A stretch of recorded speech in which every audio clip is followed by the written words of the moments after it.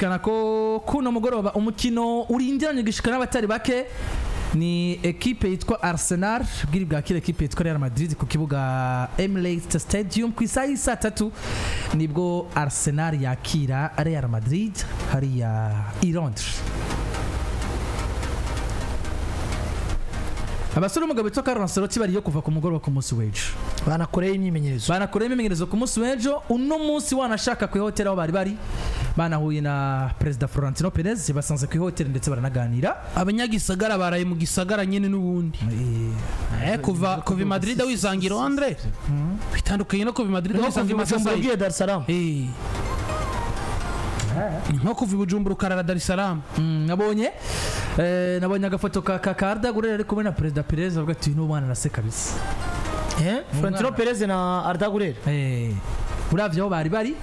ni hotel kuko no munsi umugabo yitwa Florentino Perez yabageze ku hotel niko vyama kenshi wafsurukino agomba kubasanga kuri hotel akabaganiriza akaraba morale bafise iyo match nkiri bafise match ya Spain cyangwa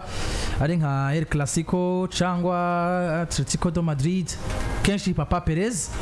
aragendera equipe umusire yabagendeye baranaganira kaba yajanye nayo rega kenshi ajana nabo bafashe indege baja mu gihukana akajana nabo ya Mbappe bye birapanze neza kabisa ya Mbappe yarateguye Florentino Perez ukunda kubona yicariye mu bwugamo bw'iteka Real Madrid amaze gushira 11 ino samani yanjye ni desera igihe cyose amasaha abiri imbere y'urukino Madrid ibintu byabo cyabora iminota hari yamaze equipe tuzovuga ko yasubiye inyuma n'ibindi bigiye bitandukanye izindi situation ziba mu mupira mugo Madrid byabo birapanze uvyemera utabyemera ibintu byabo birapanze niyo equipe ishobora gushira habona abakinyi zokoresha ku rukino amasaha 28 mbere y'uko urukino ruba canke buca urukino ruba bageze imyimenyerezo ya nyuma urutonde rwo bazokoresha aragiye habona mugiye Barcelona dufata karorero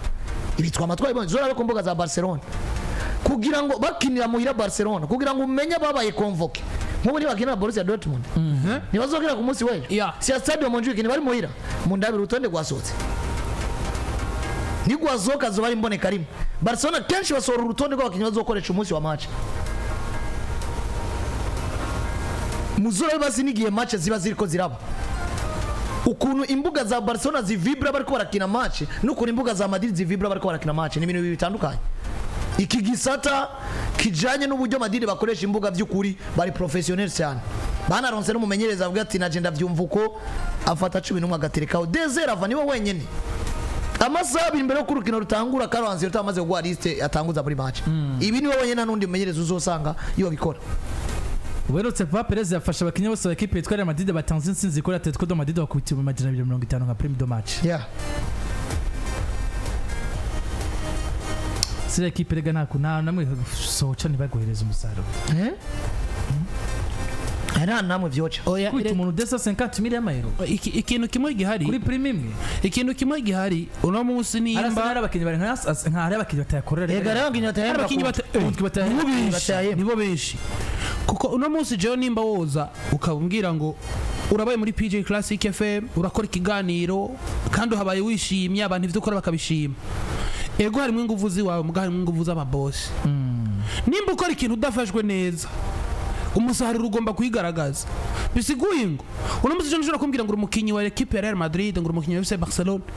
man umukinyi afashwe neza wenye n'ubwiwe arishira kuri pressure si n'umukinyi umuntu wese mu buzima bwose abaye afashwe neza arishira kuri pressure yuko atakonona ikintu umuntu yamuragije ntamuzi nimba ukumva umukinyi akubitwa prime de match ya 250 mil no musarda gurera yakorera uno munsi Enrique arayakorera nayo bakorera uno munsi ubaza ko ugiye kuraba ba Rodrigo bayakorera mugabo prime de match babizi ngo duheje gutsinda match direct aho nakina kimutokora ngo wisacrifice nejo gituma bamubona Enrique baramuvana kuri bande touche yinjiye aza visi bisazi Arda Guerrero aza visi bisazi nejo gituma aba bana ba Real Madrid n'izindi equipe ubona basi bafisa abana bagira bisacrifice nkuko kuba abana ba Barcelona barazi ko equipe bafashe neza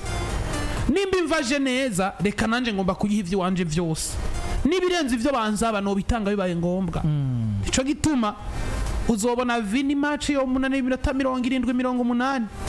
mugabo 81 araguhotora ukabona ngo Ntashobora gucika isaha ya intege. Safibo amaduite tugaruka twinjira muri urwo rukino nyene rutekanijwe mu kanya gato ku isaha y'isa 3. Safibu irabamenyesha isaha ni isaha imwe z'ijoro. Unyoye ji safi usinzira neza.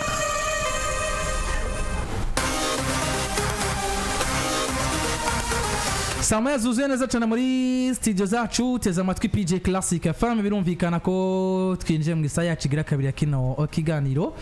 kitarebuze guteba cyane bivange nuko ku isaha y'isa 3 dufise runo rukino ngene tugomba kuba tubatangariza ariko tugira abantu ko hamwe na Fungus muhereza imitobe myiza cyane mu Fungus tea akabamo Fungus gingembre akabamo power tangawizi akabamo jus de passion akabamo jus de betterave haramo kandi jus de carotte jus de nana imitobe yose ikabitaborera ku bakunda kare mu mabiro muri hereza yitwa Keza drink ni kubitsa ko ibibanza byiza byo guteremeramo bituje ari mu maresto Fungus aho mwakigwa n'ingoma n'imisore bakeye ariko kandi muranasanga n'ibikoni byiza cyane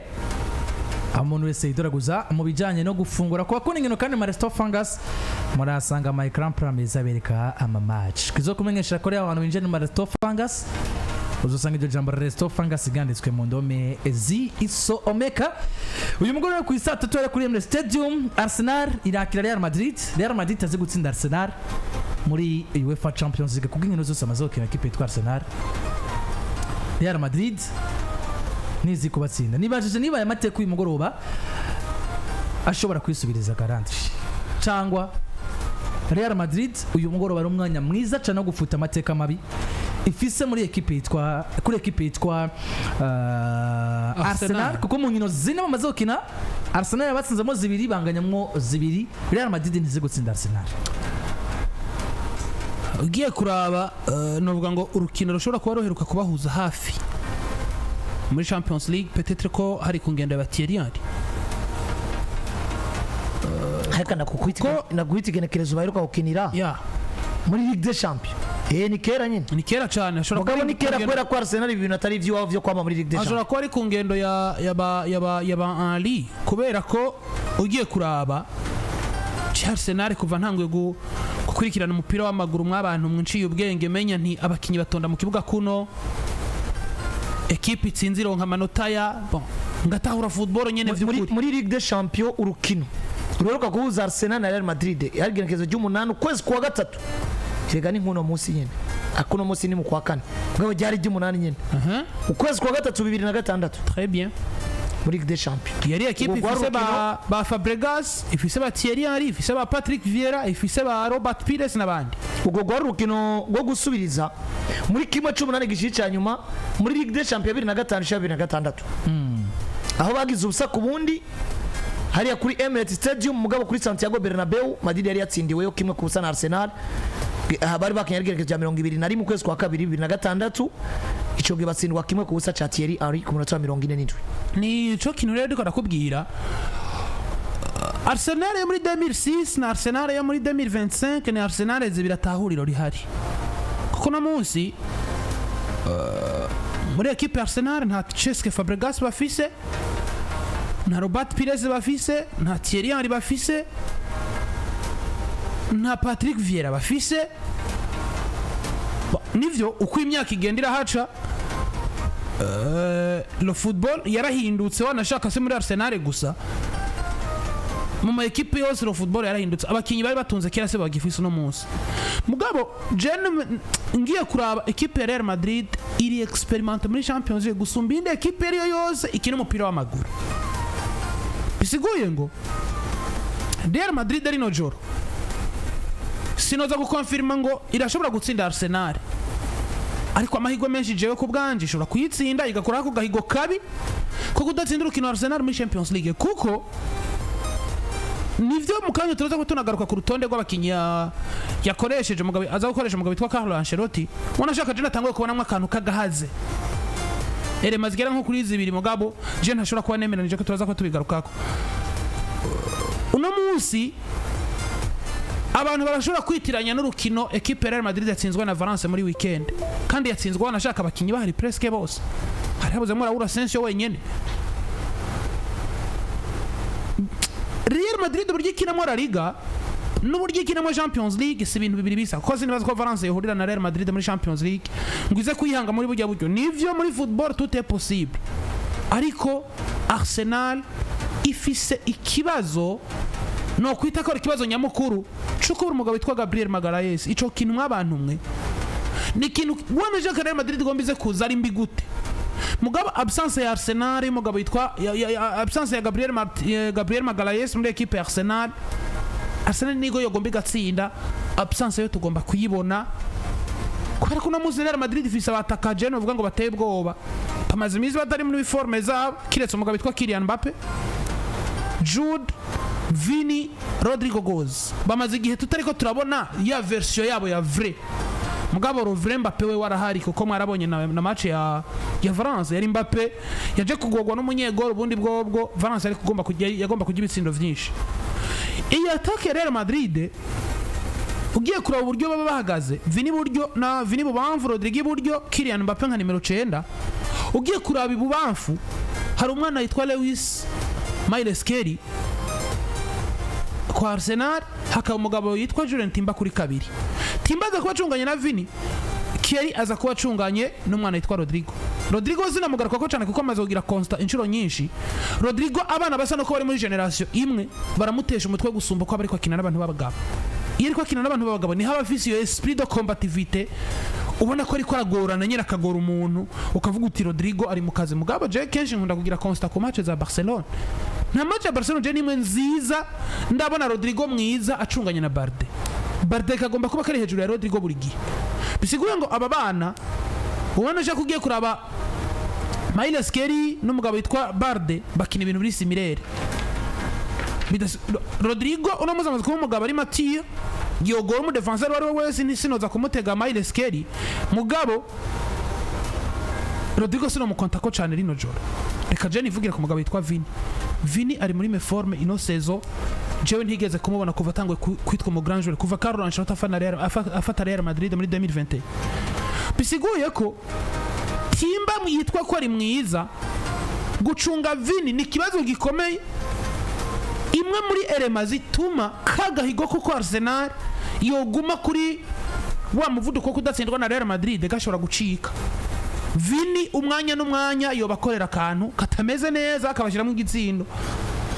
wanajaka kimwe cyangwa bibiri cyangwa bitatu Vinicius abigutsinze nubwo ari mu bihe no kwitaba ibikubwanje nta nkuri za kubihari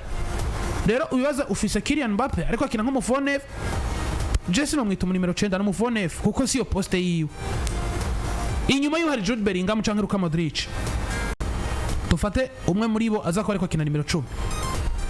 ufise defense irimo William Saliba itagiramo Magalhaes dufate ko yoja kuba yajemo nka Ricardo Carafio cyangwa Jacob Kivio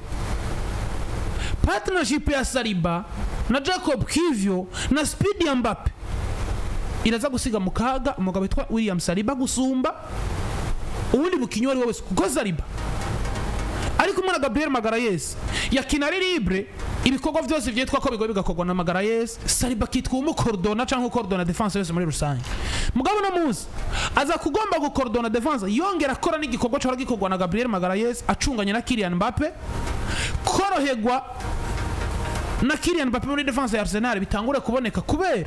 hasa ko ariho pressure iri kwiva ku 11 ku mugabo witwa Vini acunganye na Timba haza kuba ariho pressure iri kuragerageza kurondegwa n'umwana yitwa Rodrigo acunganye na Lewis Miles Kelly haza kuba ariho pressure iri muri mediane baza kuba ariko barabombardana umugabo witwa Jude Bellingham usamaye gutsinda umugabo witwa Luka Modric peut-être hamwe yoba yaje kuba tanguzwa usamaye atanga assist hano namwe atamwe yarahiteze ivyo byose bikaba mu bintu novuga ngo bishobora gushika gusiga mu kaga equipe Arsenal je kubwanje amahigwe menshi mbona iri joro Real Madrid irafise amahigwe yo gutsinda equipe ya Arsenal ngendeye kuri experience baba bafise muri Champions League buri mwaka ndavuga Real Madrid ndavuga Arsenal mugabo no muzi reforme d'imoma zitwereka iki reforme d'imoma Arsenal yagaruye umwana yitwa Bukayo Saka yanashita tsinde gitsina kuri equipe ya Fulham yanashita tsinde gitsina umuzi wa mbere kuri equipe ya Fulham mwabonye ku rukino rwa Everton wana mugabo yitwa Gabriel Martinelli ntibatangujwe mu kibuga baje kuba binjira kuko mu kibuga ugiye kuraba ligne d'attaque yarimo Leandro Trossard yarimo uyu mwana wo ku buryo yitwa gute Etanwaneri urwanda rwo hariko mugabo yitwa Raheem Sterling mugabo deuxième itigitangura Sterling hanze Lewis Ismail Skelly hanze nako plutôt Etanwaneri hanze kugira ashobore gushusha Martinelli na Bukayo Saka kubera araza urugamba yiteguriye Arsenal rero reforme dimo mazenyereka ngo ni beza gusumba Real Madrid poste par poste ni vyuragaruye Thibaut Courtois par force hari amakuru agenda avugwa yuko Courtois atarakira ariko Real Madrid n'abaganga bakemeranya yuko Thibaut Courtois agomba kuja mu kibuga ameze neza nibaza ko ari nayo shwa yabo yanyuma ni nayo shwa bari bafise kuko je umwana nabonye imbere ya Valence so bana gutuma Arsenal ajye muziki bitsinde kuri Fran Gonzalez hari sinibaza ko ari kintu nobizeza burya Real Madrid ni kenshi yatsinze kubera Courtois gusumba uko yatsinze kubera abakinyi batsinze ibitsindo abakinyi bari kubitsinda equipe adverse kanabigombo rikanabatsinda mugabo Thibaut Courtois akabera ibamba tuvanyemo umugabo yitwa Thibaut wanashaka nawe sinomugereranya na Raya mugaraya nawe ni mwiza ugiye kuri kabiri Federico Valverde je sinomugereranya na Timba ni mwiza Fedo muzanye kuri kabiri waje gufundikanya ugende kuri gatatu uhasange Lewis Ismail Skelly sinomugereranya na Fran Garcia uze muri axe central mw'abantu b'Imana Rudiger arasumba Gabriel Magalhaes ico ndacemera anka yuko Magalhaes abahari mugabo umwana yitwa Raúl Asensio nta na moitié nta na enkare y'ivya Salibatanga aracirondeza waza hagati mu kibuga Real Madrid ifise mu kasere nka Chouameni ari rijoro iyo agomba kaba hari Chouameni no mushira kuri niveau Declan Rice no ntibikunda uno munsi ufise Merino ufise Martin Odegaard ufise Thomas Partey wanaje kanongeremo na Jorginho kuko nabo Real Madrid ivuze abasaza bacabongeremo Luka Modric na Jorginho ndamwongeremo abandi bafise Jude Bellingham bafise Kamavinga bafise Chouameni bafise Brahim Fedewe yamaze kuza nko numero 2 basigaranye Mediateur bagera kuri 5 na Luka Modric umwongeyemo umuzima Arsenal idafise mu Mediateur ba Arsenal ba Real Madrid mugabo bitwa Jude Bellingham mugabo Jude nawe ni kimwe dore tugira comparaison ya Jude na Pedri selon ivyo equipe ishaka equipe ya Arsenal selon ivyo kina n'umugabo Arteta ashaka Gabriel kapitene kabo ka Martin Odegaard ni mwiza gusumba Jude Bellingham nambari mugabo rero mutuje muri vya bindi Real Madrid ishaka canke equipe nyinshi muri rusangi zidakina tikita ka Jude cansanga ari mwiza bisiguye ngo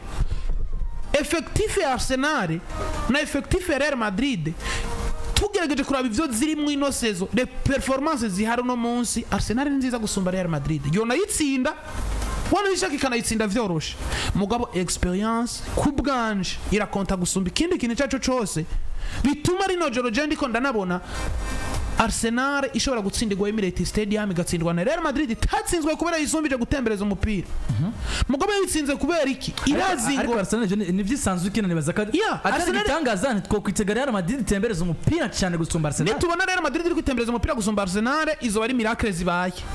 mugabo Arsenal yotembereza umupira iminota 89 Real Madrid mu munota umwe baremerewe kugukosora amakosa yose wakoze nibo kiminota 89 tuhabonye igitsindo rero barafise umunota umwe wo kubona igitsindo canke bibiri experience irashobora gukora kuri Arsenal wanashaka akagahigo kakavaho rino joro mugabo ari performance di moment tutazirengagiza nico gituma turaza kuba twinjira indani mu rukino twifashije 11 bagiye gutangura ariko hano kumbure tugaruke ku byo dushobora kwitega n'uburyo equipe zibiri amateka yazo zisangiye muri no UEFA Champions League bariko tuza muri match yo kuri no munsi Real Madrid azi gutsinda Arsenal nayo izi gutsinda Real Madrid uyu mugoroba aya mateka yakongera kandi kwisubiriza cyangwa Real Madrid niko kanya keza ibonye ko gufuta amateka yo kumara match zigera kuri zine itazi gutsinda Arsenal ariko nubwo vyaheruka kera kuno munsi hari benshi no munsi match Arsenal Real Madrid nyuma tayibonye batazi n'ingene vyagenze ariko biri mu mateka uno munsi ko Real Madrid itazi gutsinda Arsenal nibaza two kwiyumvira ko kajyo keza ko kuri Real Madrid ko gufatiranya gukura n'amateka cyangwa ko kubana kandi kajyo keza ka Arsenal yo nakiriye match yabo ya mbere no munsi ko gufatiranaho kandi ekipe yitwa Real Madrid kuko babwira ati mu mateka namwe tuzi kudusinda uyu munsi kandi mwongera kandi kudusinda. jewe buriya bisabye ko nsubira mu biharuro kugira ngo abantu kumbure batahure mbega uko kuvuga ko Real Madrid itazi gutsinda Arsenal nuko kuvuga ko Arsenal itsinda Real Madrid ibiharuro bivuga iki?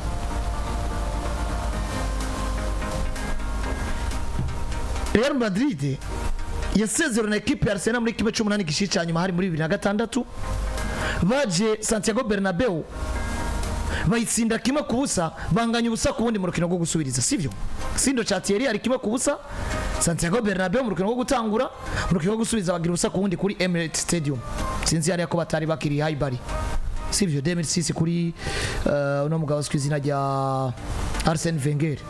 nyuma y'aba invincible gato ya equipe Arsenal yatwaye igikombe idatsinzwe ico giugiye kuraba ni ekipe ya Real Madrid yaheruka igikombe kuko ni nagwo rukino bamaze ni nayo ncuro Madrid bamaze gukina na ekipe ya Arsenal mu mateka y'umupira w'amaguru mu vyitwa yuko ari confrontation direct. Nuvuga ngo Arsenal na ekipe ya Real Madrid mu mateka ni ekipe zimaze gukina hagati yazo inkino zigera kuri zine zonyene. Zibiri muri Ligue des Champions ya 2006 go gutangwa no gusubiza kiba 18 gishica nyuma izindi zibiri hari mu citwa Emirates Cup aho Arsenal yatsinze kimwe ku busi itsinda Real Madrid genekerezo rya gatatu kwezi ku 8 2008 baca basubira guhura muri International Champions Cup ni pre-season izigino bakina muri Leta Zunze za Amerika genekerezo rya 24 ukwezi kw'indwi 2019 n'ijya yejo bagize biri kubindi bagiye muri za tiro bi Arsenal icitsinda equipe izina rya Real Madrid iri match iri considéré nka match nil sivyo kuko mwivajiza tiro bi ariya ba 90 minutes na prolongation peut-être bakabona ko ari match nil mugabe ikintu rero ndiko ndagaruka ni gute uvuga ko maîtrise umuntu vyitwa yuko mu higanwa riri officiel mumaze gukina rimwe reka navyite rimwe mwakinye 2006 mu rukino rwo gutangura rwo gusubiriza ubatsinda kiba kubusa mugira ubusa ku bundi ubura basezereye bien sûr uno munsi Arsenal statistiquement mu rukino ruri officiel maze kubahuza bari hejuru ya Real Madrid sivyo Madrid nibazi gutsinda Arsenal nikibaro bivuga kandi naho bipinga mugabo ncangarwa nkaca nda ekipe ya Real Madrid uno munsi dufise kugira ngo yitwe kwikuye hagahigo tubigeranye na cagiye yitwa ko itazi gutsinda Arsenal batsinda basezerera mbega izo ekipe zari zubatse gute Arsenal baheruka igikombe muri 2002 basinze ekipe yitwa Bayer Leverkusen kuri finale muri demi finale basezerera ekipe yitwa FC Barcelona kandi ico gihe basezerera FC Barcelona muri demi finale bayisindiye muhira ibitsindo bibiri kubusa 2003 ekipe ya Real Madrid yacisezererwa na Juve muri kimwe cya kabiri gice cyanyuma bivuze ngo bavuye final 2003 bacitse kuri demi finale baciye basezererwa na Juve kuri aggregate ibitsindo bitatu kuri 4 2004 Real Madrid yacisezererwa muri kimwe cya kane gice cyanyuma uribuka ko 2004 no duvise finale ya Monaco ya Monaco na FC Porto sivyo basezerera na Monaco basezerera aggregate ari bitanu ku bindi basezera kwera ibitsindo byinshi Madrid yatsinzwe na Monaco bitsindwa ku kibuga cyayo mugabo no kuvuga ngo mu nkino zibiri zose yari bitanu ku bindi Madrid isezererwa bumve abantu bumve progressivement kugira ngo bumve ishusho ya Real Madrid n'ishusho ya Arsenal Madrid vuye demi finale na kivuye finale yagitwaye igiye demi finale yasezerewe igarutse cardo finale ragiye isezerano na Monaco 2005 bace basezerwa na Juve muri kimwe cy'umunani gishiri cyanyuma bibiri kuri kimwe aggregate 2006 niho bace basezerwa na Arsenal muri 8e de finale nyene kuri aggregate yagitsindo kwa kubusa 2007 basezerwa na Bayern kuri aggregate ya 4 ku bindi 2008 basezerwa na Roma 8e de finale ubundi kuri aggregate ya 4 kuri 2 2009 basubira basezerwa 8e de finale na ekipe yitwa Liverpool kuri aggregate y'itsindo bitanu kubusa 2010 baca basezerwa na ekipe yitwa Olympique Lyon n'ubundi muri kimwe cy'umunani gishiri cyanyuma kuri aggregate y'ibitsinda bibiri kuri kimwe 2011 Barcelona kibasezera muri demi finale kuri aggregate y'ibitsinda bitatu kuri kimwe 2012 basezererwa muri demi finale na ekipe izwi izina rya Bayern Dominique na 2013 buriya bace basezerwa na ekipe izwi izina rya Borussia Dortmund cyatwa finale ya Dortmund na Bayern bivuze ngo ekipe ya Real Madrid yatwaye igikombe muri 2010 ugiye kuraba haba matière ya performance matière experience kuva 2002 kuduga kugeza 2010 twari dufise equipe ya Real Madrid mbi itazi Ligue des Champions cyarico kuko mu izo ncuro zose ifise incuro zigera kuri 5 yasezeye muri 18 gicanyuma incuro 6 nako 6 fois isezererwa muri 18 gicanyuma itazi quart de finale itazi demi finale kandi ugiye kuraba aggregate batsindwa birerekana ngo abakinyi ba Real Madrid yari equipe no munsi itandukanye niyo dufise kuko equipe y'uno munsi ya Real Madrid izi facteurs zatuma basezererwa ikigiye barazikorera ko urasezerewe bitanu kubindi bivuze ngo ntuzi kujera match urankeza cyane uri muhira sivyo urasezerewe biri kuri kimwe bivuze ngo uratsindwa bibiri ugatsinda kimwe bikakunanira kujera match nagiye na kimwe atari incuro basezerewe na equipe ya Liverpool batsinzwe bitanu kubusa bigeze basezererwa niburi basi muri match zibiri batagerageje kuronka igitsindo canke haziyo difference y'ibitsindo bibaye byinshi bibe bibiri bivuze ngo yari equipe sans expérience sans performance idasa na equipe dufise no munsi muri Ligue des Champions mugiye no munsi ari hantu ncangaruka equipe ya Arsenal witwa umwaka wa kabiri bagarutse muri Ligue des Champions nyuma y'igihe kitari gito batazi Ligue des Champions kuva kuri Wenger ko Wenger yari yarabigize ibintu vyiyo yari yarabaye equipe iza muri Ligue des Champions ko bukene uko bwigitabura muri Big Four mu Bwongereza mugabo bwiye kuri prestation za Arsenal est-ce muri Ligue des Champions Arsenal hari ico yigeze iza isumba FC Porto hari ico yigeze izana nubwo yahamba buri gihe kuri Wenger yamiza ari equipe n'ubundi izanye izina ryo kumva ngo ivuye mu Bwongereza gusumba inguvu yo izanye kuko uzora muri Ligue des Champions hari ukuntu equipe ije kumenya kwanza igihugu ivuyemo bivuze ico bivuze gusumba iciri ubwayo ni ibintu byaba bigaragara no muri Espagne zorabe buriya Giro n'abantu bari bayiteze kubera yuko ni equipe y'Empo January Barcelona Real Madrid na Atletico Madrid Sevilla cyose yagiye muri Ligue des Champions abantu bayiteze kuko igiye yerekeje Real Madrid na FC Barcelona zo zizwi ko niburi byanse ni demi finale quart de finale raba equipe ya iyi equipe ya Samuel Chukwueze Villarreal isezerera Bayern abatari bake baravyibuka yari 20 yari equipe ifise uyu musore yatakira Girona Arnaud Danjuma na Samuel Chukwueze ni equipe ishobora guseruka ikumva ngo twebwe turi Villarreal ariko abantu batore nka Villarreal ahubwo nibumve ko Villarreal ije ari equipe iseruka ihiganwa rimo Barcelona Real Madrid buya ni nayo shusho Arsenal yazanye muri no myaka yose yeze baje muri Ligue des Champions kuko a partir yo 2006 bitwa yuko bageze kure ari nibatsindiwe finale na equipe ya Barcelona bace batsindwa kuri finale na equipe izwi ya FC Barcelona sivyo rero no munsi dufate iyo equipe ya Arsenal iyo myaka yose wanashiba naho toshaka tukagenda turaba aho bagiye baragarukira uraza gusanga rimwe muri equipe zari zisanzwe muri Ligue des Champions nivyo nizasiba tukumva ngo ni equipe yajivuye mu Bwongereza mugabo waraba réellement ni ki Arsenal yubatse muri Ligue des Champions cotuma equipe we na Arsenal muri Ligue des Champions zoitinya ntaco hageza mu kintwa Thierry ari mwiza kwa Barcelona nako kwa Real Madrid kwa Arsenal abona katacha zo atwarira atahazogera kumwe na Arsenal akigira Barcelona hageze ko abakinga ba Cesc Fabregas ba Alexandre Song nyuma yaho gato baduga bari muri equipe Arsenal ukabona ngo naco tuzohanoba no tuja muri Ligue des Champions ibintu sivyacu turi muri Premier League ibintu sivyacu bakasohoka bakaza equipe ba academy iseruka rya Arsenal muri Ligue des Champions ni ngibi bintu vya Newcastle yishaka ikagaruka nari Newcastle uno musi ari wibuka ko mwaka weze muri Ligue des Champions za Aston Villa uno musi Aston Villa muri Ligue des Champions mugabo yibwira igaruke mwaka uza biragoye kandi uno musi na utabona ngo ni equipe ya Emery Unai ihetswe nuko ari equipe ivuye mu Bwongereza sino ugiye kuraba niveau de compétitivité niki zokwirata mu gihe nk'ubu itobisezereye nka Paris erega nk'ubu idasezereye Paris igasezererwa ninda zokwibuka parcours ya equipe ya Aston Villa no mwaka nta kintu bivuze ngo rero equipe ya Arsenal twigarutseko usanga nayo ni equipe bigeze gura na Real Madrid ico gihe ari Arsenal nziza kuko ni Arsenal nivuga novuga ngo duheruka muri Ligue des Champions kuko ni maze ukina finale ni amateka bafise igikombe naco bafise kure hashoboka ni finale ni nkuko twavuga Premier League Arsenal nziza duheruka muri Premier League ni Arsenal yatwaye igikombe idatsinzwe uno munsi muri Premier League Arsenal ni equipe isanzwe ari naco gituma nimbere ukizi za Man City na za Liverpool za Pepe Guardiola Jurgen Klopp urasanga n'unda mateka yerekana ngo equipe ya Arsenal ni equipe nkuru muri Premier League gusumba Man City na Liverpool n'ibindi mugabo guhera igihe baheruka kiriya gikombe uci ufata imyaka 10-15 yaraheze uno munsi za Liverpool zararenganye uno munsi za Man City nubwo bataba bagushikiye ku bikombe cyangwa nubwo baba barakurenza abandi uno munsi nta kintu na kimwe cyotuma jewe mfata statistique makinya mupira ahantu hari Man City ndatereka Arsenal nta kintu cyotuma ahantu hari Liverpool yo ni babarawo ifite ibikombe bitandatu bya Ligue des Champions igomba ikwize champion 20 ahantu yicaye ngo hazane Arsenal bivuze ngo rero yari equipe ya Arsenal nziza yari capable yo gupruva au niveau européen yari no gutwara ico gikombe ikihura n'ikigugu Barcelona iratakaza yari yahuye na equipe ya Real Madrid kandi icitsindiro ya Real Madrid bigaragara ngo Madrid itsinzwe kubera manque d'expérience kana ivuga kuko ni experience bagiriye ko muri Ligue des Champions mu myaka yose mvuze manque d'expérience ni ya Madrid twabonye yashobora gusezererwa na za Monaco na za Juve na za Olympique Lyonnais za Arsenal za Bayern Munich za Roma za Liverpool zikayisezera ataruko zoshya difference y'ibitsindo bitatu canke bine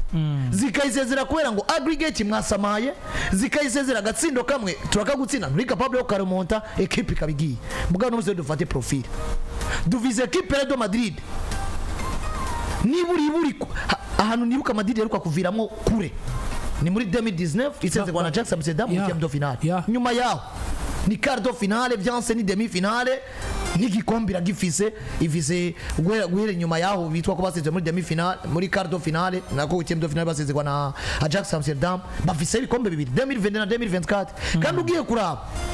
ikintu Real Madrid yuno munsi ifise gikomeye suko ifise abakinyi beza gusumba Zinedine Zidane na ba Roberto Carlos n'abandi nuko equipe yahinduye strategy ya bimwe mu vyitwa ko vyahora bibagora kiriya giye basezererwa za witiye mu finale mu buryo bwisubiriza fata equipe ya Real Madrid dufise guhera 2010 kuduga ni equipe yari itanguye gusambagura basubiye muri projet ba Galactique mugabo bakiri bato bashobora gukina equipe imyaka 5 canke 6 baza bagasinya contrat ya 5 bakabigiye bagatera ubwoba buri equipe yose bahuye fata kuva 2010 kuduga equipe capable yo gutunga mediane mo Sami Khedira equipe capable yo gutunga mediane mo Sami Khedira bakongera ko Zabi Alonso bagatunga Di Maria bakongeramo Mesut Ozil ukabufise Cristiano Ronaldo ukabufise Karim Mustafa Benzema utunga na Gonzalo Higuain bivuze ni equipe yatangwa kutwira kitunze effectif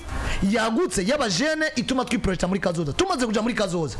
ni equipe yatweretse ngo turafise façon dushize bafata nko guhera 2014 batwara ikombe c'icumi kugeza no munsi Madrid bayeho gutandukanye n'uburyo babayeho nko kuva 2000 kugeza 2014 nyine batwara ico gikombe